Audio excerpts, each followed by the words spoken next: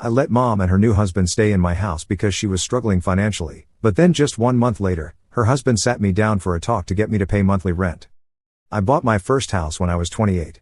It wasn't anything fancy, a 3-bedroom ranch in a decent neighborhood about 40 minutes outside Portland. The mortgage was manageable, the yard was small enough that I didn't feel overwhelmed every weekend, and it was mine. Completely mine.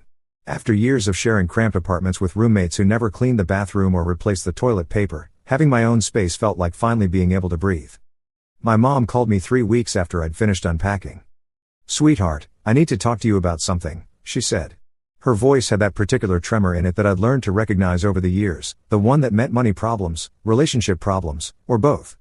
"What's going on?" I asked, already bracing myself. She explained that her landlord was selling the condo she'd been renting for the past 6 years. She'd been looking for a new place, but everything in her budget was either in a terrible neighborhood or required income verification she couldn't pass. She'd been working part-time at a boutique since her divorce from my stepfather, and apparently that wasn't cutting it anymore. "I just need a few months," she said. "Maybe 6. Just until I can save up enough for first and last month's rent somewhere decent. I won't be any trouble, I promise." I should mention that my mom and I have always had a complicated relationship. She divorced my dad when I was 7, and he moved to Colorado shortly after. I saw him maybe twice a year until I turned 18, and then the visits just sort of petered out. Mom remarried when I was 10 to a guy named Frank who was nice enough but distant. They divorced when I was 23, and since then she'd been cycling through boyfriends with concerning regularity. But she was still my mom. And despite everything, I couldn't stand the thought of her struggling. "Yeah, okay," I told her. "You can stay in the guest room for a while." "Oh, thank you, honey. You have no idea how much this means to me." 2 days later, she showed up with a U-Haul truck. Behind the wheel was a man I'd never seen before, tall, probably in his mid-50s, with graying hair and the kind of smile that seemed practiced rather than genuine. "This is Derek," Mom said, beaming. "We've been seeing each other for a few months now. I hope you don't mind if he helps me move in." I did mind, actually, but what was I supposed to say? So I just nodded and helped them unload boxes. Derek stayed for dinner. Then he stayed the night. By the end of the first week, it became clear he wasn't just helping her move in, he was moving in too. "I thought you needed a temporary place," I said to my mom when I finally cornered her alone in the kitchen. "I do, sweetie. But Derek's lease was up, and it just made sense for us to be together. You have 3 bedrooms. There's plenty of space." There was space, technically. But I'd bought this house for myself, not to suddenly become a landlord to my mother and her boyfriend I'd known for exactly 7 days. Still, I didn't push it. Derek seemed harmless enough. He worked in sales, something involving commercial real estate, though the details were always vague when I asked. He'd leave early in the morning and come back around dinner time, usually with takeout that he'd share. Mom seemed happy, which was more than I could say for most of her recent relationships. The first month wasn't terrible. Sure, I felt like I was constantly walking on eggshells in my own house, and Derek had a habit of leaving his shoes in the middle of the hallway, but it was manageable. Mom cooked a few times, which was nice. Derek fixed the garbage disposal that had been making weird noises since I moved in. Then, on a Saturday morning exactly 32 days after they'd arrived, Derek knocked on my bedroom door. "Hey, Marcus," he said. "You got a minute? I think we should have a talk." I followed him downstairs to the kitchen table.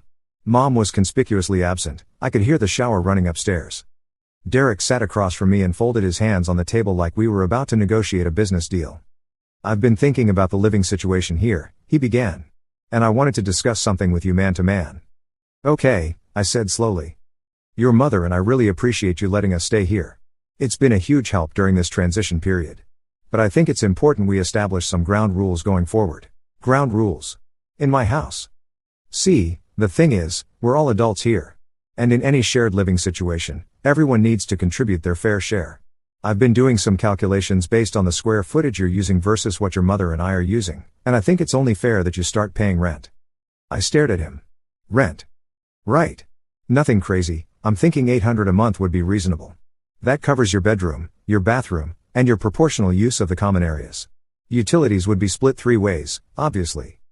My brain struggled to process what I was hearing. This man, who had been living in my house rent-free for exactly 1 month, was now suggesting I pay him to continue living in the house I owned. "Derek," I said, trying to keep my voice even, "this is my house. I own it." "Well, sure, technically. But your mother and I are providing a household here. She's been doing most of the cooking and cleaning. I've been handling the yard work and home repairs. It's only fair that we all contribute financially as well. I contribute by paying the mortgage. And the property taxes. And the insurance. He waved his hand dismissively. Those are your investment costs. I'm talking about the actual cost of living here, groceries, utilities, general upkeep. Your mother and I have been shouldering most of that burden. The shower had stopped running upstairs. I could hear Mom moving around in the bedroom. I need to think about this, I said, standing up. Of course. But I'd appreciate a decision by the 1st of the month. That gives you, 3 days? Plenty of time. I went back to my room and sat on my bed, staring at the wall. My hands were shaking. I'd let my mother stay in my house because she needed help, and now her boyfriend, who I barely knew, was trying to charge me rent. When Mom came downstairs, I intercepted her before Derek could. Did you know about this? I asked quietly. Know about what, honey? Derek. Asking me to pay rent. Her face did something complicated, a flicker of surprise followed quickly by practiced innocence. Oh, well, he mentioned he wanted to discuss financial arrangements. It's not unreasonable, Marcus. We have been covering a lot of the household expenses. I didn't ask you to. You didn't have to ask. I'm your mother. I'm not going to live somewhere without contributing. You can contribute by saving money and finding your own place. That was the plan. She sighed, and I saw the shift in her expression, the one that meant I was being difficult, that I was disappointing her somehow. Derek is just trying to make things fair. He's very good with money and organization. Maybe you should listen to what he has to say. I didn't respond. What could I say? That her new boyfriend was manipulating the situation? That this was exactly the kind of behavior I'd seen from her previous partners, coming in strong, establishing control, pushing boundaries until they got what they wanted? I spent the rest of the weekend avoiding both of them as much as possible. I went to the gym. I drove to the coast and walked along the beach for hours. I sat in coffee shops with my laptop, pretending to work while actually just refreshing Reddit threads and reading stories about other people's terrible family situations. By Sunday night, I'd made a decision. Monday morning, I called my real estate agent, Jennifer. She'd helped me buy the house and had mentioned several times that if I ever wanted to sell, she'd be happy to help with that too. I'm thinking about renting out my house, I told her. Do you know any property management companies you'd recommend? Oh, sure. Are you moving? Potentially. I just want to explore my options. She gave me 3 names. I called all of them that afternoon during my lunch break. The third one, a company called Summit Property Management, had a guy named Brian who answered his own phone. We typically charge 10% of the monthly rent for full service management, Brian explained. That includes finding tenants, handling maintenance requests, processing rent payments, everything. What about if I already have tenants living there? Even easier. We just need to draw up a formal lease agreement, do a property inspection, and set up the payment system. Are they family? My mother and her boyfriend. There was a pause. Okay. And they're aware you want to formalize this arrangement? They suggested it, actually. Another pause. All right. Well, we can definitely help you with that. I set up a meeting for Thursday evening. I didn't tell Mom or Derek about it. Tuesday, Derek cornered me again. Have you thought about what we discussed? I have. And? I think you're right that we should formalize the living arrangement. His face lit up. Great. So you're on board with the 800? Actually, I've been doing some research. For a bedroom in this neighborhood, the fair market rate is closer to $1,200. And that's not including utilities. His smile faltered. $1,200 seems steep. That's what comparable rentals are going for. I pulled up some listings if you want to see them. I showed him my phone. I had, in fact, spent most of Monday evening researching rental prices in the area. For a bedroom in a house like mine, with a shared bathroom and kitchen access, $1,200 was actually on the lower end. Derek's jaw tightened. Your mother and I were talking about sharing the master bedroom. We wouldn't need 2 rooms. The master bedroom would be $1,400. It's significantly larger. This is ridiculous, Marcus. We're family. You're right. Which is why I've been letting you stay here for free. But since you want to discuss fair market value and financial contributions, I figured we should do it properly. He stood up abruptly. I need to discuss this with your mother. Sure. Take your time. That evening, Mom knocked on my door. Her eyes were red. Why are you doing this? She asked. Doing what? Trying to charge us rent. Derek said you want $1,400. Derek wanted to charge me $800 to live in my own house. I'm just following his logic. That's different. How? She didn't have an answer for that. Instead, she started crying, which was a tactic I'd seen deployed many times over the years. I thought you wanted to help me. I thought you cared about your own mother. I do care. That's why I let you stay here. But I'm not going to let Derek turn this into something else. You don't even know him. He's a good man. He's just trying to make sure we're all being responsible adults. Then he'll understand why I want to formalize everything with a proper lease and fair market rent." She left without saying anything else. Wednesday, the atmosphere in the house was glacial. Nobody spoke at breakfast. Derek spent the entire evening on his phone, typing furiously. Mom made pointed comments about how small and cramped the guest room was, how the water pressure in the hall bathroom was terrible, how the neighborhood was noisier than she'd realized. Thursday evening, Brian from Summit Property Management arrived exactly on time. He was in his early 40s, professional, carrying a leather portfolio. Derek and Mom were in the living room when I let Brian in. "Mom, Derek, this is Brian from Summit Property Management. He's here to help us set up the formal rental arrangement." Derek stood up quickly. "What's this about?"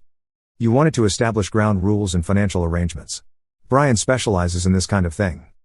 Brian smiled pleasantly. "I understand you folks are currently staying here informally. Marcus has asked us to help formalize the tenancy with a standard lease agreement. I just need to do a quick property inspection and then we can go over the terms." "We don't need a property manager," Derek said. "This is a family matter." "Respectfully," Brian said, still smiling, "mixing family and financial arrangements is exactly when it's most helpful to have a neutral third party involved. It keeps everything clear and professional." Mom looked at me with something between betrayal and panic. "Marcus, this is going too far." "Is it? You've been here over a month. Derek wants to discuss financial contributions. This seems like the responsible way to handle it." Brian pulled out a folder. "I've drafted a standard month-to-month lease agreement. The rent for the master bedroom, based on comparable properties in the area, would be $1,400 per month, due on the 1st. There's also a security deposit of the same amount, which is standard. Utilities would be split proportionally based on occupancy." $1,400?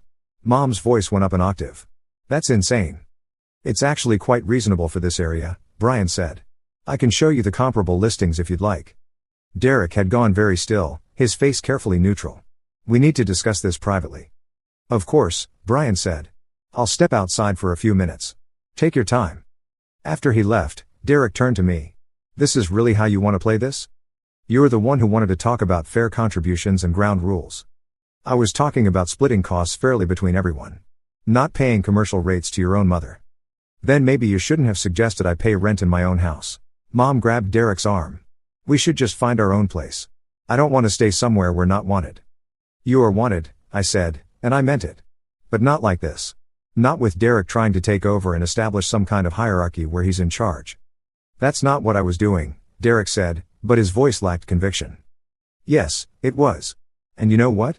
If you want to stay here, you can. At fair market rate, with a proper lease. Or you can find somewhere else. But either way, this is my house." They left Friday morning.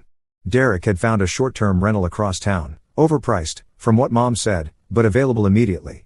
She barely said goodbye, just hugged me stiffly and told me she hoped I was happy. I wasn't happy. I felt hollow and guilty and angry all at once. The house was quiet after they left. Too quiet. I'd gotten used to the sounds of other people, even if those people had been driving me crazy. Now every creak of the floorboards felt loud, every meal felt lonely. I called my dad for the first time in probably 8 months. "How are things?" he asked, and I could hear genuine concern in his voice, which surprised me. I told him the whole story. He listened without interrupting. "Your mother has always been good at finding men who make things complicated," he said finally. "I should know, I was one of them. Do you think I did the right thing? Does it matter what I think?" "Kind of." He was quiet for a moment. "You set a boundary. That's more than I ever managed to do with her. Whether it was the right thing or not, it was your thing. Your house, your rules." We talked for another hour. It was the longest conversation we'd had since I was a teenager. Over the next few weeks, I tried to focus on work and settle back into living alone. Mom texted occasionally, brief updates about apartment hunting, never mentioning Derek or what had happened. I responded with equal brevity. Then, about 6 weeks after they'd moved out, I got a call from a number I didn't recognize. "Is this Marcus Chen?" A woman's voice, professional and clipped. "Speaking. This is Patricia Valdez from Pacific Northwest Realty. I'm representing the owners of a property at 847 Cedar Street. Your mother, Linda Chen, has listed you as a reference on her rental application." I froze. "She has?" "Yes. We just need to verify a few details. The application states that she was living with you for the past several months. Is that correct?" "Yes, that's correct." "And would you say she was a responsible tenant? Did she pay rent on time, maintain the property well, that sort of thing? I could have said yes. I could have given her the glowing reference that would help mom get approved for the apartment. It would have been the easy thing, the kind thing. Instead, I heard myself say, actually, she didn't pay rent. She was staying with me as a guest temporarily. Oh. I see. And during that time, were there any issues? Noise complaints, damage to the property, conflicts with neighbors? No issues like that. But her boyfriend, Derek Morrison, who's also on the application, did attempt to charge me rent to live in my own house after staying there for only a month. There was a long pause. I'm sorry, could you repeat that? I repeated it, slowly and clearly. Right. Okay. Well, thank you for your time, Mr. Chen. This has been very informative. She hung up. I sat with my phone in my hand, my heart pounding. What had I just done? Mom called me 2 hours later, absolutely furious. What did you tell that landlord? They rejected our application. I told them the truth. The truth? What truth? That you kicked your own mother out of your house? I told them you stayed with me temporarily and that Derek tried to charge me rent in my own house. Both of those things are true. You sabotaged us. We needed that apartment, Marcus. Do you have any idea how hard it is to find something affordable right now? Then maybe Derek shouldn't have tried to turn my generosity into a business arrangement. She hung up on me. I felt sick. I felt vindicated. I felt like a terrible son and like someone who'd finally stood up for himself, all at the same time. Over the next month, Mom called twice more, once to tell me that they'd found a different apartment, more expensive, worse neighborhood, and it was all my fault, and once to ask if I'd be coming to Thanksgiving. I don't think that's a good idea, I said. So you're just cutting me out of your life completely? I'm not cutting you out. But I need some space right now. Space. Right. Well, don't be surprised when you need something someday and nobody's there for you. She hung up again. Christmas came and went. I spent it with some friends from work. It was fine. Lonely, but fine. In January, I got a Facebook friend request from Frank, my former stepfather. I hadn't talked to him since he and Mom divorced. I accepted, and he messaged me immediately. Hey Marcus. Hope you're doing well. I heard about what happened with your mom and her new guy. Just wanted to say I'm sorry you got dragged into that. How did you hear about it? Linda called me a few weeks ago. Wanted to vent, I guess. Between you and me, it sounded like you handled it better than I ever did. We ended up getting coffee the following week. Frank looked older but happier. He'd remarried, had a stepdaughter of his own now. Your mom is a good person, he said carefully. But she has a pattern of attracting men who try to control situations. And she lets them because she's afraid of being alone. I noticed. The thing you did, setting boundaries, not backing down, that's important. I wish I'd learned how to do that before I married her. It helped, hearing that. It didn't erase the guilt, but it helped. February arrived with unusually warm weather. I was in the backyard, finally tackling some landscaping projects I'd been putting off, when my phone rang. Unknown number again. Mr. Chen? This is Officer Davidson with the Portland Police Department. I'm calling regarding a noise complaint at 847 Cedar Street. Your name was listed as an emergency contact. My stomach dropped. Is my mom okay? She's fine. There was a domestic disturbance call. We responded and separated the parties involved. Your mother is asking if she can come stay with you for a few days. What happened? I can't give you specific details, but I'd recommend she finds alternative accommodation for the time being. Mom called 30 seconds after the officer hung up. I know what you're going to say, she started. Are you hurt? No. It was just an argument. Things got loud. The neighbors overreacted and called the police. What were you arguing about? Silence. Mom? Derek thought I was hiding money from him. Money I was supposedly getting from you. He went through my purse and found some cash I'd saved from the boutique. It escalated. He went through your purse? It's not a big deal. Mom, that's not okay. I just need a place to stay for a few days until things calm down. Please, Marcus. I don't have anywhere else to go. Every instinct I had was screaming at me to say no. To protect my space, my peace, my boundaries. But she was my mother. And she sounded scared in a way I hadn't heard before. Okay, I said. Just you. Not Derek. I know. Just me. She showed up 2 hours later with a small overnight bag. Her eyes were puffy from crying, but she wasn't hurt, no bruises, nothing visible. Thank you, she said quietly. You can stay in the guest room. Same as before. I remember. The first night was awkward. We ordered pizza and ate mostly in silence. I wanted to ask her about Derek, about what had really happened, but I didn't know how. The second day, she stayed in the guest room until almost noon. When she finally emerged, she looked exhausted. "I've been thinking," she said. "About a lot of things." "Okay. Derek and I are done. I told him this morning. I can't do this anymore, the jealousy, the control, all of it. I'm 56 years old, and I'm tired of this pattern." "What pattern?" She smiled sadly. "The one where I find men who seem strong and capable, and then they turn out to be something else entirely. Your father, Frank, now Derek. Always the same story with different details." "Frank was okay," I said. "Frank was okay," she agreed. "But I still managed to drive him away by not standing up to him when it mattered. By letting him make all the decisions." We sat quietly for a while. "I'm sorry about what happened," she said finally. "With the rent thing. You were trying to help me, and Derek turned it into a power play. I should have shut that down immediately." "Why didn't you?" "Because I wanted to believe he was right. That he was being practical and logical, and I was being taken advantage of. It was easier than admitting I'd made another mistake." "You can stay here," I said. "Properly this time. We can figure out what's fair." "No," she said firmly. "I appreciate it, but no. I need to do this on my own. I'm going to move back in with my sister in Seattle for a while. She's been offering for years. I can work up there, save money, get my feet under me." "Are you sure?" "I'm sure." She left 3 days later. Before she went, she gave me an envelope with $500 in it. "It's not rent," she said when I tried to protest. "It's for the utilities and groceries while I was here. And a thank you for not turning me away when I needed help." I took it because refusing felt like it would hurt her. "I love you," she said at the door. "I know I don't always show it the right way, but I do. I love you too, Mom." She moved to Seattle. We texted more regularly after that, real conversations, not just updates. She sent pictures of her sister's garden, of the coffee shop where she got a job, of the little apartment she eventually moved into on her own. 6 months later, she called to tell me she'd started seeing a therapist. "It's weird," she said. "Talking about all this stuff. But good weird. I'm proud of you. Thank you for not enabling me. I know it was hard." It was. But it was what I needed. Even if I couldn't see it at the time. I ran into Derek once, about a year after everything happened. I was at a hardware store, and he was in the paint aisle. He looked smaller than I remembered, older. "Marcus," he said, nodding. "Derek."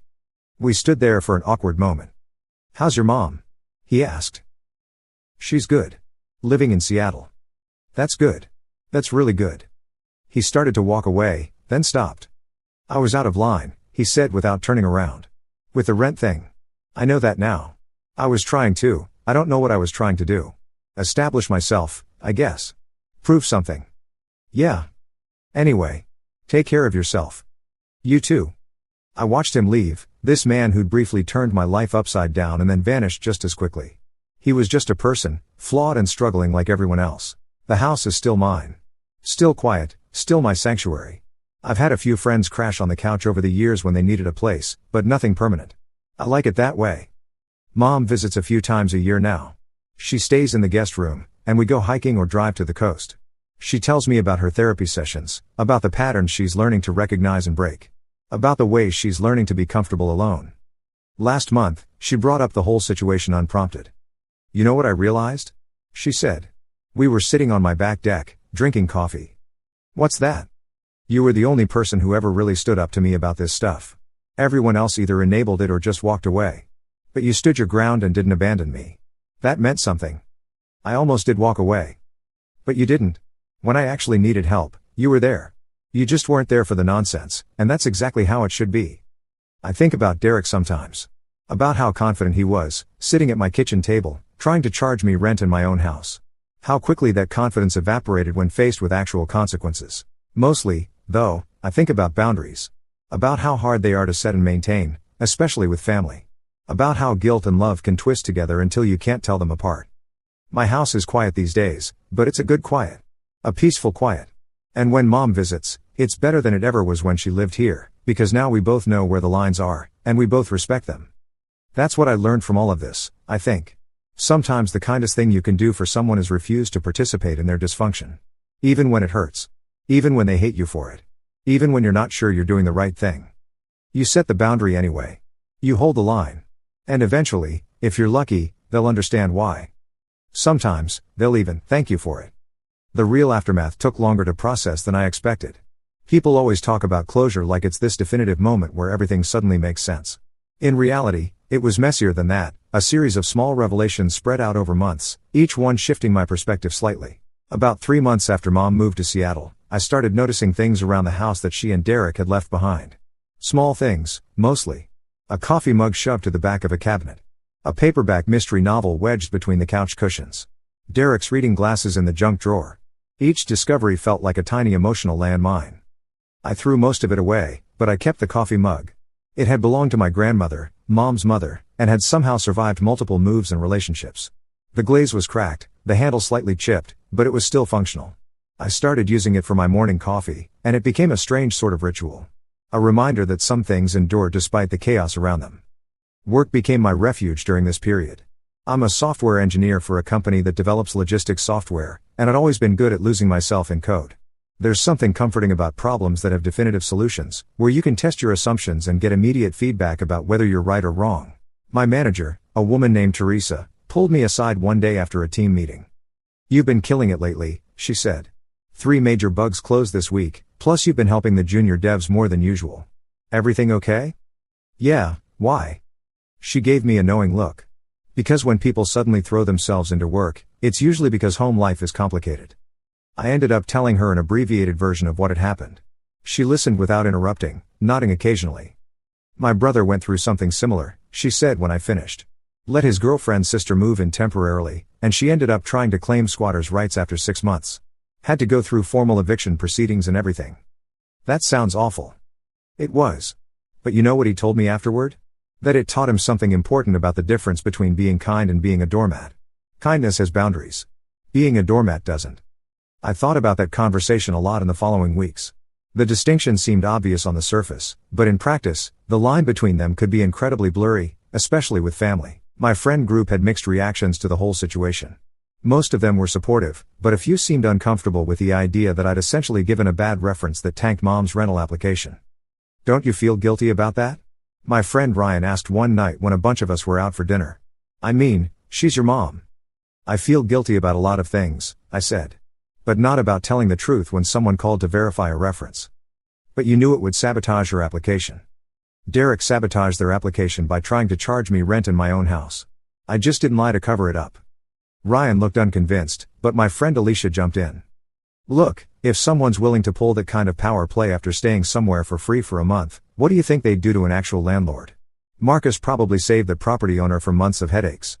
The conversation moved on, but it stuck with me. The reality was that I had felt guilty about the reference situation. Still did, sometimes, late at night when my brain decided to replay every questionable decision I'd ever made. But I'd come to accept that doing the right thing doesn't always feel good in the moment.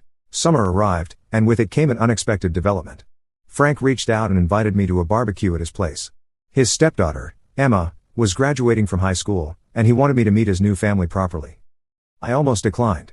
Going to my ex-stepfather's house to celebrate his stepdaughter's graduation felt weird on multiple levels. But Frank had been genuinely kind to me in the aftermath of the Derek situation, and I was curious about this new chapter of his life. His house was in a suburb about an hour north, a modest 2-story with a well-maintained yard. Kids were running around playing cornhole when I arrived, and the smell of burgers on the grill filled the air. Frank's wife, Carol, greeted me warmly. She was a middle school teacher with laugh lines around her eyes and an easy manner that immediately put me at ease. "Frank's told me so much about you," she said. "I'm glad you could make it." Emma was poised and articulate, talking enthusiastically about her plans to study environmental science at Oregon State. She reminded me of myself at that age, excited about the future, confident in her path forward. "Your mom was great at my middle school graduation," Emma said to me at one point. "She brought this huge bouquet of flowers and took, 1,000 pictures." I blinked. "My mom was at your graduation?" Emma nodded. "Yeah, 4 years ago. She and my mom chatted for a while. It was nice." I glanced over at Frank, who was manning the grill. He caught my eye and gave a slight shrug, as if to say, "Your mom is complicated, but she tries." The image of my mother showing up to her ex-husband's stepdaughter's middle school graduation, bringing flowers and taking pictures, didn't fit neatly into any of my existing narratives about her. It was a piece of the puzzle I hadn't known was missing. Later, after most of the guests had left, Frank and I sat on his back deck with beers. "Linda came to that graduation because she knew Emma's biological dad wasn't going to show up," Frank explained. "Carol mentioned it to her during a phone call, and Linda just showed up with flowers. Didn't make a big deal about it, didn't try to take over. Just wanted Emma to have extra support. She never mentioned that to me. She probably wouldn't. Your mom has this way of being simultaneously the most difficult person in a relationship and also surprisingly thoughtful in unexpected moments. It's confusing. That's an understatement. Frank took a long drink of his beer. You know why I married her? Not really. Because she made me feel needed. She had all these problems, financial, emotional, whatever, and I thought if I could just fix them, we'd be happy. Took me years to realize you can't fix someone who doesn't want to do the work themselves. And trying just makes you both miserable. How are things with Carol? His face softened. Different. Better. She's got her life together, and I've got mine, and we chose to combine them. There's no rescuing, no fixing. Just partnership. I thought about that a lot on the drive home. About the difference between relationships built on need versus relationships built on choice. About how my mom seemed to keep finding men who wanted to fix her, and how that dynamic inevitably became toxic. Fall brought its own revelations. Mom called one evening in late September, her voice bright with excitement. I'm dating someone, she announced. My stomach tightened automatically. Oh yeah? Before you worry, it's different this time. His name is Robert. He's a retired teacher, volunteers at the library, has 2 grown kids of his own. We met at a book club. A book club? I joined one. My therapist thought it would be good for me to develop interests that weren't connected to relationships. Turns out I actually like reading mysteries. We talked for a while about Robert, how they'd been taking things slowly, how he'd been married for 30 years before his wife passed away from cancer, how he had no interest in moving in together anytime soon. I told him about Derek, Mom said. About the whole situation with you. He thought I handled it poorly. That's honest of him. He's very direct. But in a kind way, if that makes sense. He told me that someone who really cares about you won't pressure you into uncomfortable situations, and he's right. Derek was always pushing me to move faster, pushing you to accommodate us, pushing boundaries wherever he saw them. Are you going to bring Robert to Thanksgiving? She laughed. Absolutely not. Way too soon. Besides, I want Thanksgiving to just be us this year. If you're okay with that. I'm okay with that. Thanksgiving was quiet and surprisingly comfortable. Mom drove down and stayed for 3 days. We cooked together, watched movies, went on long walks. She seemed more relaxed than I'd seen her in years, more comfortable in her own skin. On her last evening there, we were cleaning up after dinner when she brought up something I hadn't expected. I saw Derek a few months ago, she said casually, rinsing a plate. I froze. Where? At a coffee shop in Seattle. He's living up there now. Working in property management, ironically. Did you talk to him? Briefly. He apologized again. Said he'd been in a bad place financially and emotionally, and he handled everything poorly. Which is true, but it doesn't change what happened. How did that feel? She was quiet for a moment, carefully placing the plate in the dish rack. Anticlimactic, honestly. I spent so much time being angry at him, and then when I actually saw him, he just seemed like a sad middle-aged man who'd burned yet another bridge. I felt sorry for him more than anything. Do you think he meant the apology? Probably. But it doesn't matter much either way. The apology was for him, not for me. He needed to feel like he'd made amends. I've already moved on. The winter months passed quietly. I fell into a comfortable routine, work during the week, gym sessions, occasional dinners with friends, regular video calls with Mom. Life felt stable in a way it hadn't in a long time. In January, I got an unexpected message on LinkedIn from Patricia Valdez, the property manager who'd called me for the reference almost 2 years earlier. Mr. Chen, I wanted to reach out and thank you for your honesty regarding the rental reference you provided.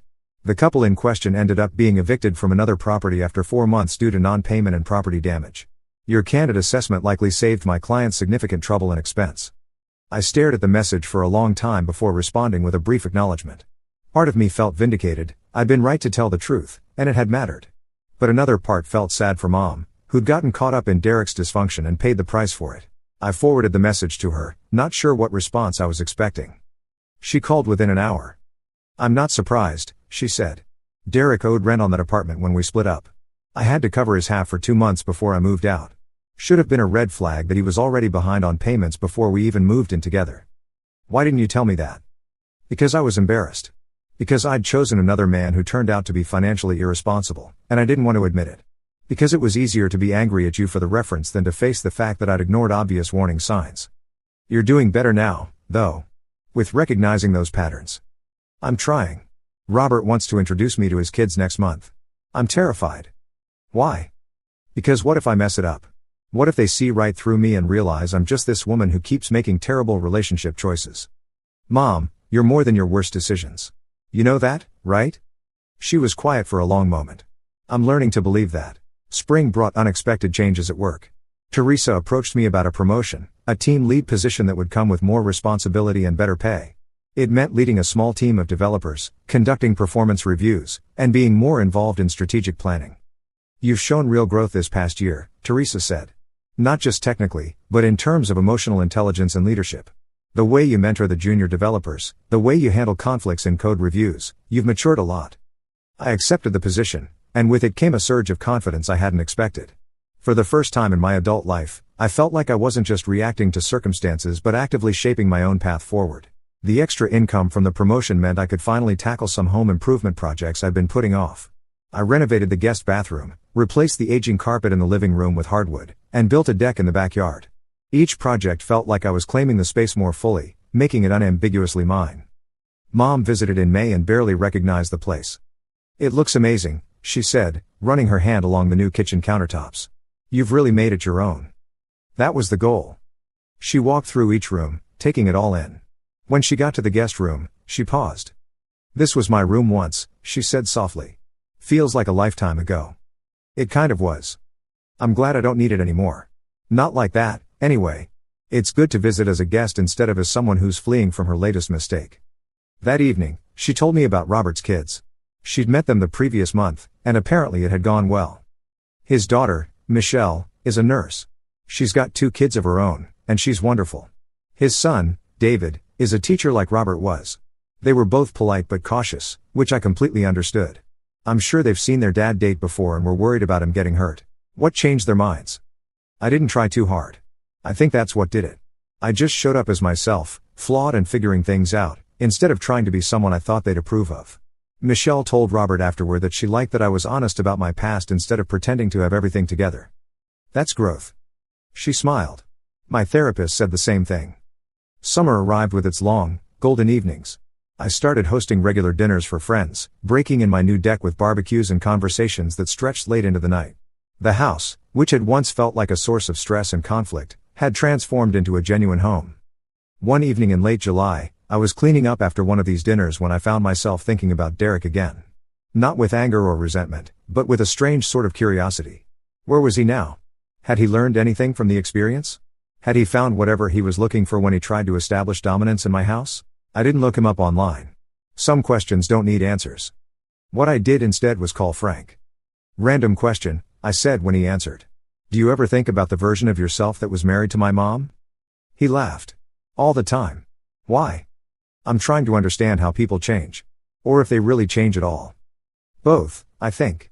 I'm definitely not the same person I was when I was with Linda. I've learned better coping mechanisms, healthier relationship patterns, all that therapy stuff. But the core of who I am? That's probably the same. I just make better choices now. Do you think Mom has changed? From what you've told me, yeah. Real change is slow and uncomfortable. The fact that she's sticking with therapy, recognizing patterns, building a healthier relationship, that's evidence of actual transformation, not just temporary improvement.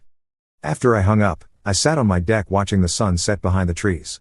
The air smelled like cut grass and honeysuckle. Somewhere in the neighborhood, kids were playing basketball, the rhythmic bounce of the ball creating a steady backdrop to the evening sounds. I thought about boundaries and growth, about the difference between who we are and who we choose to become. About how the hardest thing I'd ever done was stand my ground with my own mother, and how that single decision had rippled outward, affecting both our lives in ways I was still discovering. My phone buzzed with a text from Mom. Robert proposed.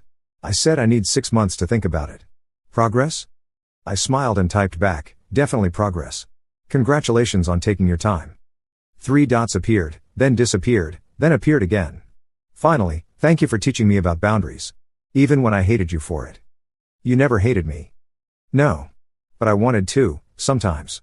It was easier than looking at my own choices. I set the phone down and looked at my house, my sanctuary, my investment, my hard-won space. The place where I learned to say no, to hold firm, to choose myself without apologizing for it. The guest room light was off. Empty, waiting. Ready for visits but not occupation, for temporary stays but not permanent intrusion. Exactly as it should be.